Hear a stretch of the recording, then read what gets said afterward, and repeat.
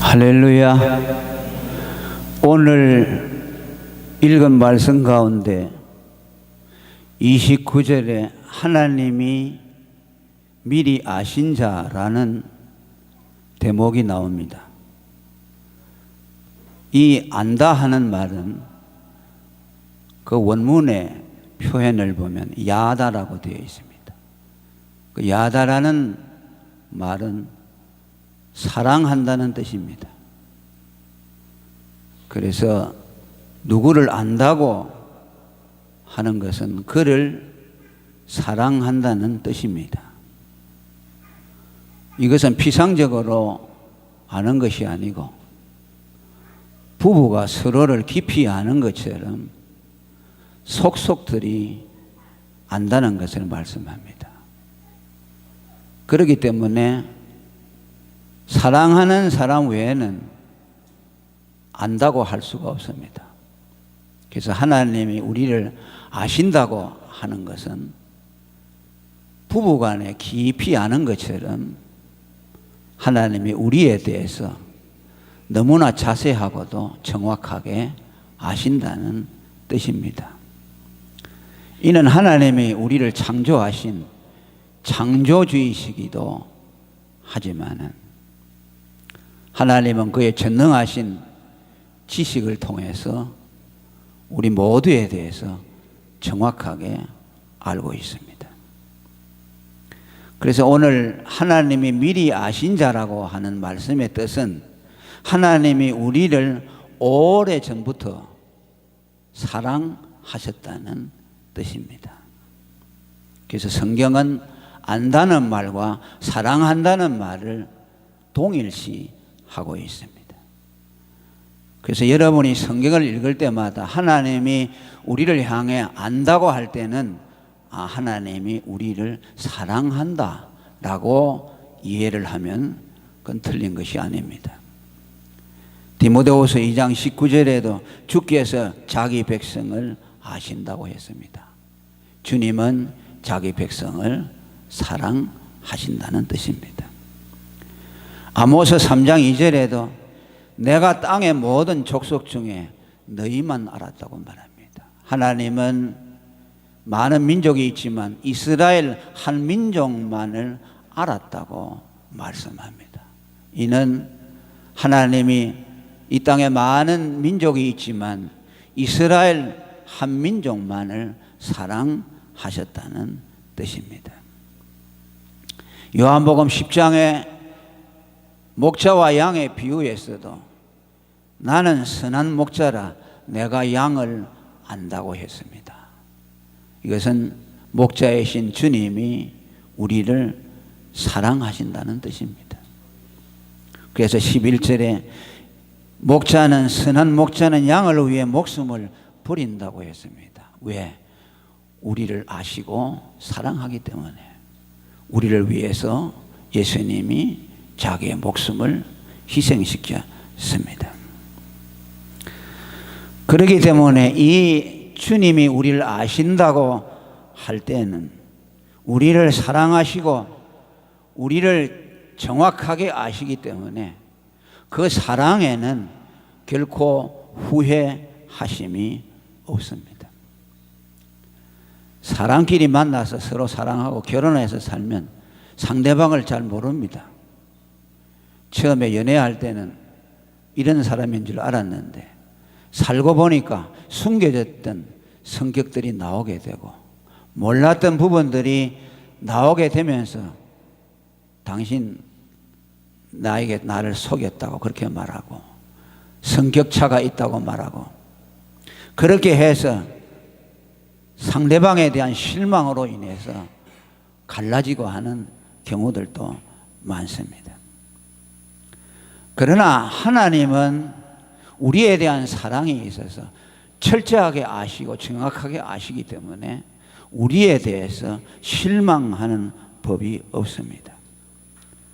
그렇기 때문에 후회하는 법도 없습니다. 왜? 이미 우리를 다 정확하게 아셨기 때문입니다.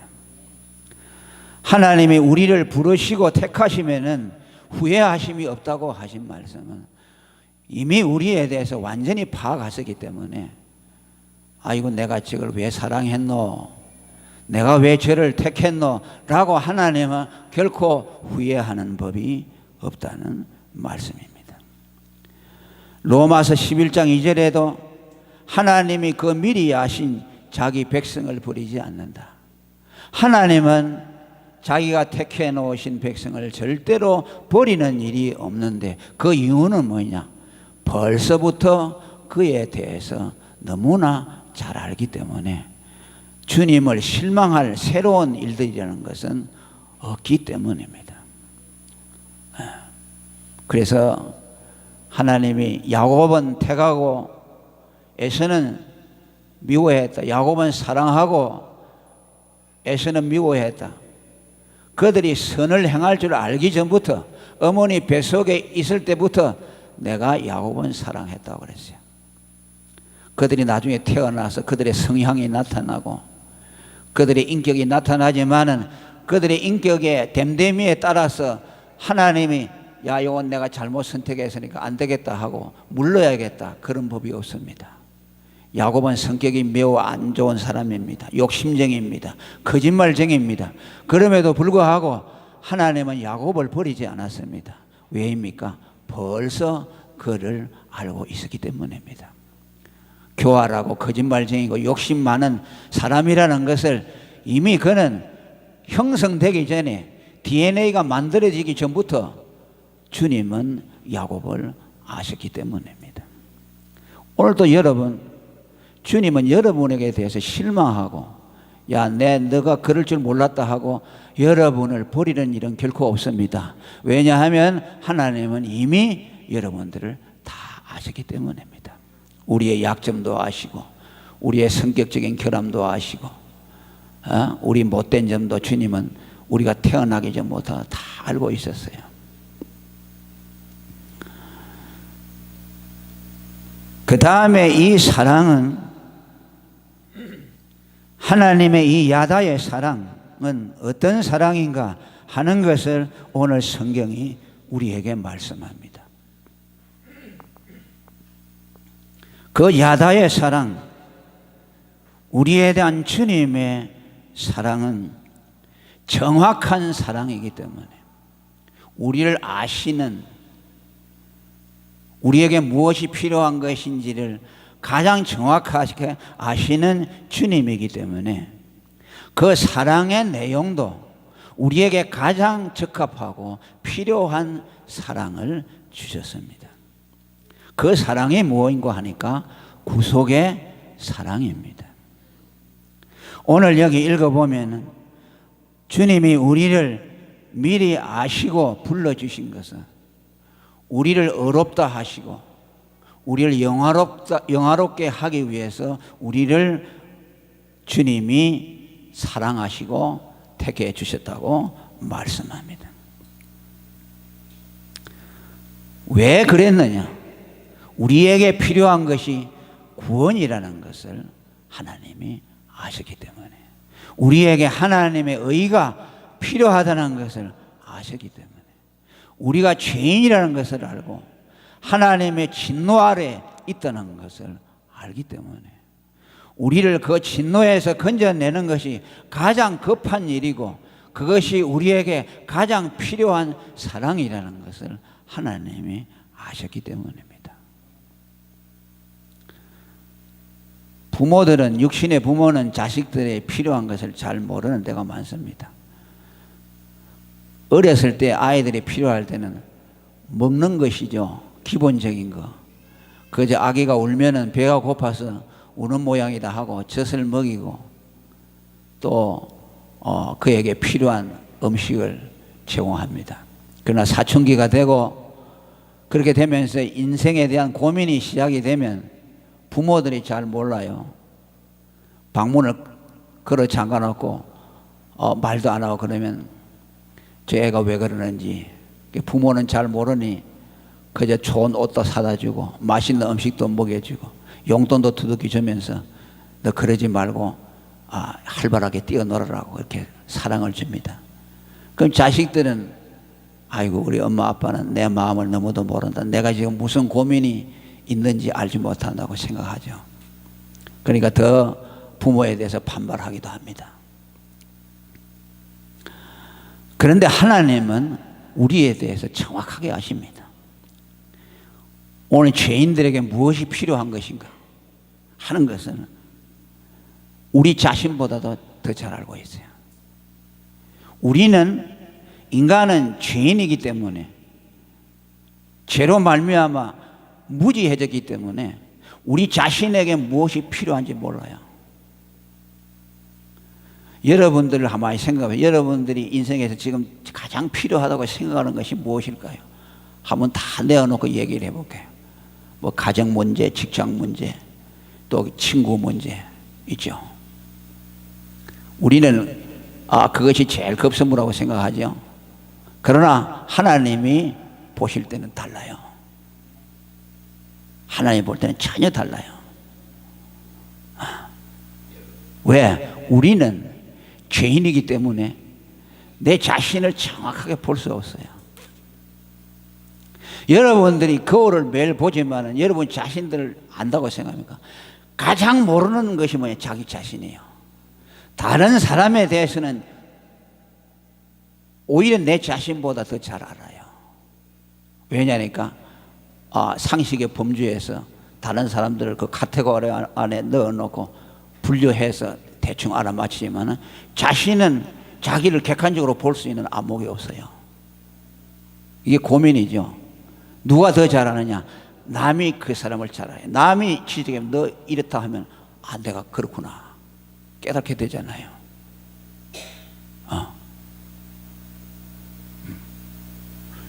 제가 나이가 60이 돼가지고 제 자신에 대해서 새롭게 깨달는 점들이 생겨나요.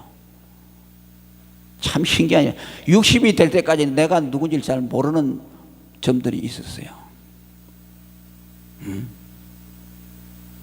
그것이요 이제 깨달아집니다. 내가 이런 사람이었구나. 그 인간이 몰라요. 그러니까 자기가 처한 어려움이 있을 때 아주 거기에 매몰되어 버려가지고 자기 자신을 객관적으로 보지 못하고 자기가 불행한 줄 알고 그것에 아주 올인하고 집착해 버립니다. 그렇게 되면 모든 사물에 대한 판단력이 흐려집니다. 자신을 객관적으로 볼 수 없게 되고, 그보다 더 중요한 것은 영적으로 내 눈이 어두워졌기 때문에 내가 어떤 존재이고 내게 가장 필요한 영적인 문제가 무엇인가를 잘 모른다고 말이에요.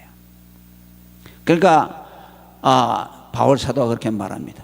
너희가 기도를 하지만은 무엇을 빌 바를 알지 못한다 그랬어요. 로마서 8장 26절에 그 성령을 왜 보내줬느냐? 너희는 이것이 필요하다고 이거 막 달라고 하나님 앞에 하지만 하나님 볼 때는 그게 아니라는 것이죠. 전혀 내가 필요할 때는 너희에게 필요한 것이 이 A라고 있는데 너는 B를 구하고 있다고 말해요. 그 기도를 가르치면 예수님도 그러죠. 생선을 달라 하면 누가 뱀을 주고 떡을 달라 하면 돌을 주겠느냐? 너희가 악할지라도 부모가 자식에게 좋은 것을 줄 줄 알거든. 하늘에 계신 너희 천부께서 구하는 자에게 좋은 걸 주지 않겠느냐라고 말합니다. 그러면서 누가복음에 뭐라고 하냐면 구하는 자에게 성령을 주지 않겠느냐. 너희는 떡이 중요하고 생선이 중요하지만은 그보다 더 중요한 것이 있고 너희에게 필요한 것이 있다. 그것이 바로 성령이다. 그것을 내가 너희에게 준다고 하냐. 주님이 주시려고 하는 거하고 내가 원하는 거하고 다르다고 말해요. 오늘 인간에게 가장 필요한 것이 뭐냐 하면요, 구원입니다. 그러니까 오늘 여기 본문에 보니까 우리를 미리 아시고, 그죠? 그리고 우리를 부르시고, 그 다음에 의롭다 하시고 영화롭게 하셨다. 이건 뭡니까? 우리가 죄인이기 때문에 하나님의 진노 아래 있고 하나님을 알지 못하기 때문에 어두운 가운데 사로잡혀 있어요. 그래서 인간을 볼 수가 없어요. 모든 것을 판단할 수 있는 능력이 사라져서 흑암 가운데 있어요. 그래서 자기가 행복해지려면 어떻게 하는 것이 행복해지는 것인지 몰라요. 자기가 행복하기 위해서 뭔가를 찾아 나가는데 그것을 가질수록 더 불행해진다고 말이에요. 왜냐하니까 하나님을 떠난 인간들은 어두움 속에 있기 때문에 어두움에서 취해서는 바른 판단력을 가질 수가 없어요. 예수를 믿고 하나님의 의를 받아서 구원을 받을 때에 그의 영혼이 어두움에서 탈출함으로 말미암아 하나님을 알게 되고, 인간에게 있어 가장 중요한 것이 무엇인가를 알게 되고, 인간에게 복이라는 것이 무엇인가를 비로소 알게 되고, 그렇게 될 때에 모든 것이 판단력이 정확하게 되어지고 그가 살아야 될 목적과 가치를 발견하게 되는 겁니다. 이것을 하나님이 우리에게 필요하다는 것을 아시고 하나님이 그 아들을 보내서 우리를 죄와 사망에서 건져주셨습니다. 아멘. 그래서 하나님의 사랑을 말씀하시면서 요한일서 4장 9절에 보면 하나님의 사랑이 우리에게 이렇게 나타난 바 되었으니 그 아들을 화목제물로 보내서 우리를 살려주시는 것이 하나님의 사랑이라고 말합니다. 하나님의 진노 아래에서 어두움에서 우리를 거기서 벗어나게 해서 하나님의 빛 가운데로 거하도록 만들었어. 하나님을 알게 하시고 모든 것을 볼 수 있는 안목을 우리에게 열어줄 때만 인간이 무엇인가를 정확하게 알게 되고 인생이 추구해야 될 바가 무엇인가를 우리에게 알게 해 주시는 겁니다. 그래서 오늘 하나님의 사랑의 최종적인 목적지는 구속인 것을 말합니다. 영화롭게 했다는 말은 우리가 장차 구원을 받아서 우리의 죄의 몸을 다 벗어버리고 예수 그리스도와 동일한 몸으로 변화될 것을 말씀하는데, 이제 그때는 예수님이 재림할 때입니다. 그때 완전하게 알게 될 것입니다. 우리가 어떤 존재라는 것을 분명히 알게 될 것이고, 그 전에도 하나님은 우리의 눈을 열어서 우리의 실체를 보게 하시는 겁니다. 그래서 하나님이 우리를 미리 아셨다고 하는 것은 하나님이 우리를 미리 사랑하시고 오래전부터 우리를 사랑하시고 그 우리를 위해서 하나님이 베풀어 주신 사랑이 무엇인가를 우리에게 알려주시는 겁니다. 베드로전서 1장 2절에도 우리가 하나님 아버지의 미리 아심을 따라서 성령의 거룩하게 하심과 순종함과 예수 그리스도의 핏부림을 얻게 했다고 말씀합니다. 오늘 여러분, 우리는 다 구원을 받아야 됩니다. 예수를 믿고 제사함을 받아야 됩니다. 하나님의 의를 입어야 됩니다. 그래서 빛 가운데로 나와야 합니다. 아멘. 어두움에서 벗어나야 합니다. 이것을 하나님이 아시고 우리에게 주시려고 하는 겁니다. 오늘 여러분들이 당한 어려움과 처지와 형편들이 다 사람마다 다를 수가 있을 것입니다. 그러나 여러분, 문제는 한 가지밖에 없습니다. 인생의 문제를 해결하는 길은 구원받는 길밖에 없습니다. 예수를 만나야 합니다. 예수님을 만나서 흑암에서 탈출하셔야 합니다. 흑암에서 나오기 전에는 자신을 볼 수가 없어요. 그 다음에 이 하나님의 사랑, 야다의 사랑은 영원한 사랑입니다. 하나님이 우리를 미리 아셨다고 하는 것은, 그 미리라는 말은 어떤 시기를 말하느냐 하면 영원 전부터라는 뜻입니다. 로마서 11장 2절에도 하나님이 그 미리 아신 자라고 말합니다. 오늘도 미리 우리를 아셨다고 말합니다. 그 미리는 언제냐? 역사 속에서냐? 아닙니다. 이 미리는 초역사적인 시간을 벗어난 영원 전부터 하나님은 우리를 아셨다는 뜻입니다. 다시 말하면 영원부터 하나님은 우리를 사랑하셨다는 말씀입니다. 하나님이 우리를 구원하시기로 작정하시고 우리에게 입혀주신 그 구원의 사랑은 언제부터 시작이 되었느냐? 영원 전부터 시작이 되었다는 말씀입니다.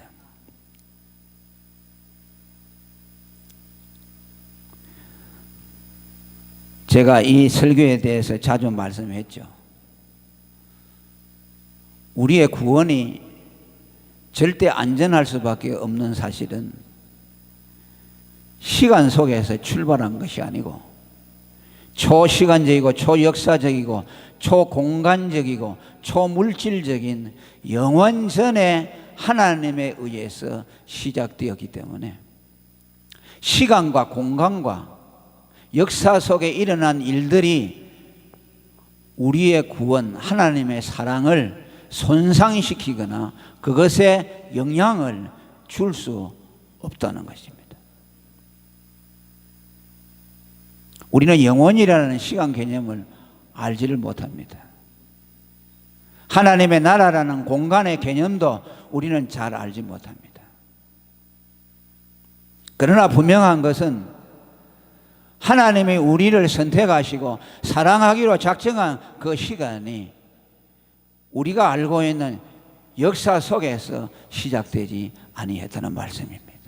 우리가 알지 못하는 초역사 속에서 초공간 속에서 하나님의 영원한 지혜로 말미암아 되어졌다는 뜻입니다. 데살로니가 후서 2장 13절에도 하나님이 우리를 택했는데 영원부터 택했다고 말씀합니다. 처음부터라는 말은 영원전을 말씀합니다. 에베소 1장 4절에도 하나님이 우리를 선택하실 때 창세전에 그리스도 안에서 우리를 택했다고 말씀합니다. 여러분 이 시간이요 막 지나간다고 말해요. 그 영원이라는 것을 좀 비교해서 말한다면 영원이 훅 지나간다고 말해요. 지나가는데 우리가 그것에 터치할 수 있겠어요? 영원이라는 시간의 흐름이 있는데 그 영원이라는 시간은 우리가 뭐 개념을 정의할 수 없지만은 그것에 우리가 역사 속에 있는 순간 속에 있는 우리들이 그 영원의 시간을 타치할 수 있겠습니까? 시간이 다르죠. 개념이 다르죠. 자, 여러분 뭐 1초 동안에 몇백 킬로를 달려가는 그런 비행 물체가 있다고 합시다. 여러분 그것에 대해서 여러분이 뭐 영향을 미칠 수 있겠습니까? 하나님이 영원전에 세워놓으신 그 구원의 작정에 역사적인 어떤 것들을 가지고 들여대서 그것에 영향을 미쳐보려고 할 때 그것이 가능하겠습니까? 영원이라는 열차가 달려가고 있는데 이 시간이라는 것을 가지고서 그 영원이라는 열차를 멈추게 할 수가 있겠습니까? 초공간적인 초월적인 세계 속에서 이루어지는 것을 우리가 이 유한된 공간 속에서 어떤 것을 가지고 그 초공간적인 것에 영향을 미칠 수가 있겠습니까? 하나님의 구원은 그 작정과 출발이 영원에서 출발했어요. 여기에서 역사 속에서 우리가 살아가는데 100년, 120년 살아가는데 120년 안에 있는 우리 인간들 때로는 마귀 어떤 사건들 이런 것들이 영원 속에서 초시간적으로 초공간적으로 계획되고 작정되고 이루어지는 그 구원의 사건에 우리가 영향을 미칠 수 있겠냐 그 말이에요. 미칠 수 없다는 것이요.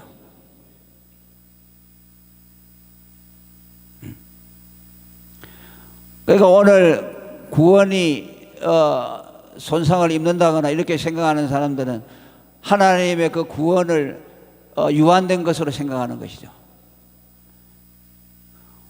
우리가 경험하고 있는 역사적인 이 시간 개념, 공간적인 시간 개념과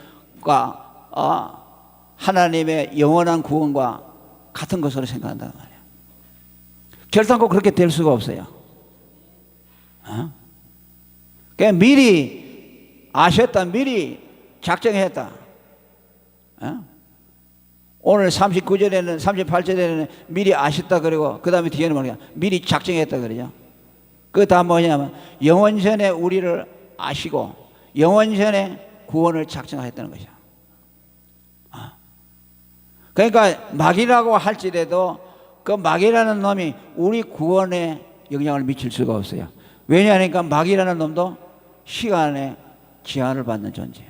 공간의 존재를. 그 마귀도 영원한 존재는 아니요.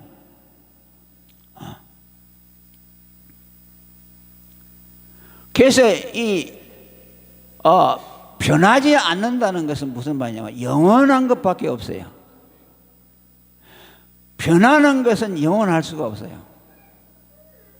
그래서 하나님의 사랑이 무궁한 사랑이라고 말합니다. 영원한 사랑이라고 말합니다. 우리의 구원이 영원하다고 말합니다. 이것은 뭐냐니까 변하지 않는다는 것이죠. 어떤 외부적인 요소에 의해서 변화될 수 없는 겁니다. 손상을 입을 수가 없어요. 그러니까 예수 그리스도는 어제나 오늘이나 영원토록 변함이 없다. 하나님의 사랑이 변함이 없고 하나님의 우리에 대한 사랑이 변함이 없고 우리의 구원을 영원한 구원이라고 말씀했고 그것은 어떤 외부의 조건이나 영향에 의해서 장애를 받지 않는다. 하나님의 절대적인 권한에 속해 있다. 하나님의 영원한 계획과 작정 속에 들어있다는 말씀입니다. 그 로마서 8장 37절 이하에 보면은 내가 확신하노니 사망이나 생명이나 천사들이나 권세자들이나 현재일이나 장래일이나 능력이나 높음이나 깊음이나 다른 아무 피조물이라도 우리 주 그리스도 예수 안에 있는 하나님의 사랑에서 끊을 수 없다고 말합니다. 아멘. 왜 그러냐?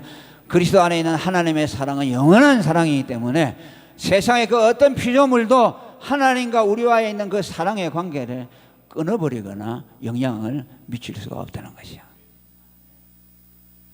이것을 믿어야 합니다.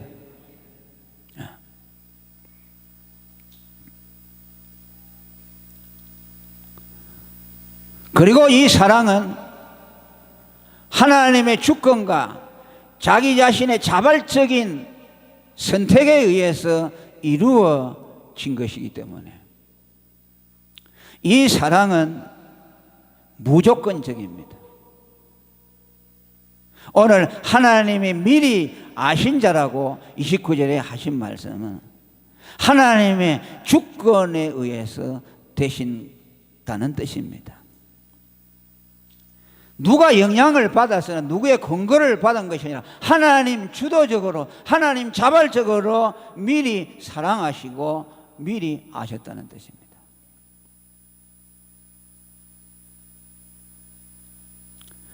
하나님이 우리에 대한 그 사랑은 어떤 조건에 의해서 만들어지지 않았습니다. 우리는 어떤 것을 선택할 때에 선택받는 대상의 영향을 받죠. 그가 이쁘다거나 그가 재능이 있다거나 어떤 그런 것들에 의해서 우리 선택이 좌지우지됩니다. 회사에서도 직원을 뽑을 때 그 사람의 학벌이나 그 사람의 재능이나 이런 것을 보고 뽑지요. 남자가 여자를 결혼 상대자로 선택할 때도 그의 미모나 그의 학식이나 이런 것들을 보고 선택을 합니다. 그런데 하나님은 선택하는 대상, 구원의 선택을 할 때 그 상대방의 어떤 것이 그분에게 영향을 미쳐서 선택하도록 하는 일이 없다는 것이죠. 영향을 미치지 못한다는 것이죠.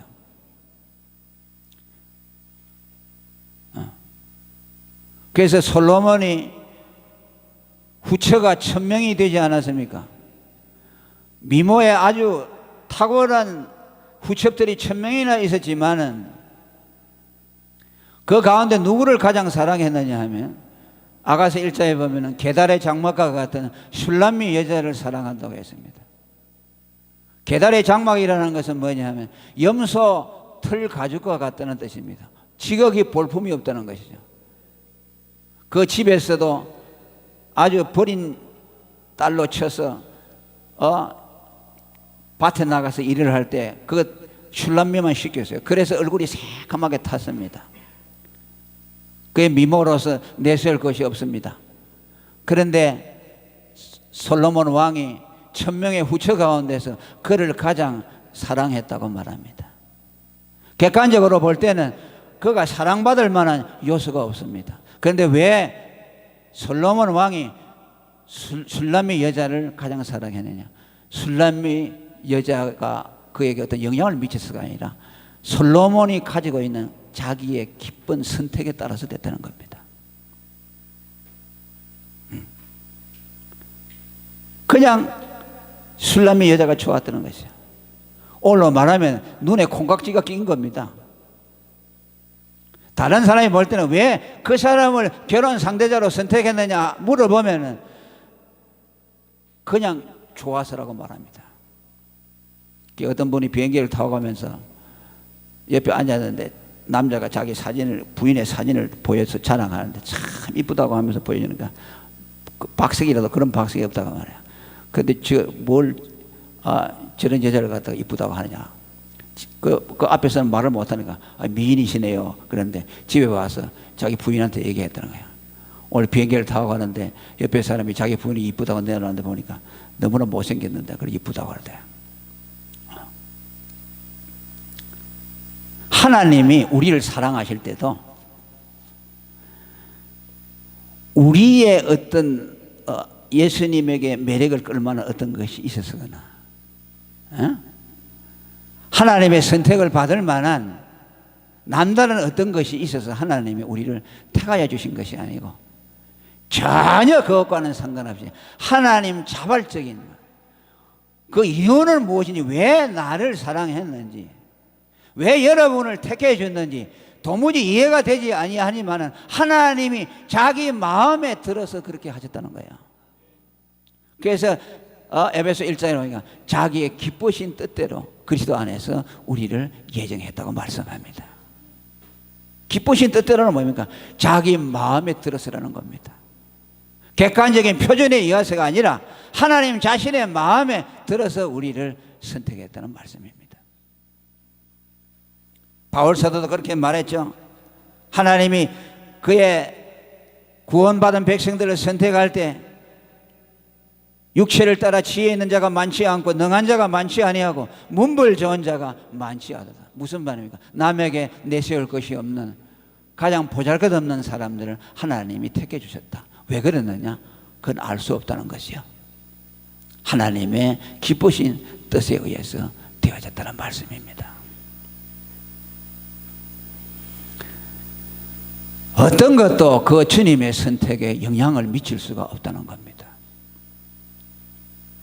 오직 하나님의 기쁘신 뜻에 의해서, 그분의 자발적인 선택에 의해서 어떤 조건도 없이 주님은 여러분과 저를 선택해 주셨습니다.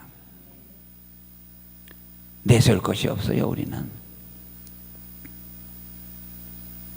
그냥 하나님이 우리 같은 이들을 선택하시는 것이 좋기 때문에, 그 한 가지 이유 때문에 우리를 하나님이 영원 전에 우리를 미리 아셨다, 사랑하셨다는 말씀입니다. 그 사랑은 그렇기 때문에 어떤 것에 의해서도 영향을 받을 수가 없고 영원 전에 초시간적으로 이루어졌기 때문에 시간 속에 있는 유한한 것들에 의해서 결단코 영향을 미칠 수가 없다는 것을 오늘 우리에게 말씀해 주셨습니다. 오늘 저와 여러분은 하나님의 사랑을 받은 자들입니다. 하나님의 사랑을 받았다고 하는 것은 하나님이 우리를 아신다는 뜻입니다. 여러분들을 모르고 여러분들을 택하지 않았습니다. 하나님은 여러분들이 누구인가를 가장 정확하게 아시지만 우리들의 부족과 연약함이 있음에도 불구하고 우리를 사랑하기로 선택하셨습니다. 하나님은 여러분들의 부족함과 허물 때문에 결단코 여러분들을 버리거나 포기하는 법이 없습니다.